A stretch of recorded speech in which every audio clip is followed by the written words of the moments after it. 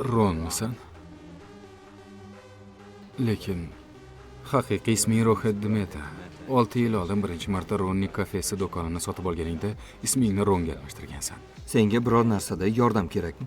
Menga bu yerga kelish yoqadi, chunki Wi-Fi juda ham tez. Xullas, tarmog'ingdagi barcha trafikni to'xtata boshladim.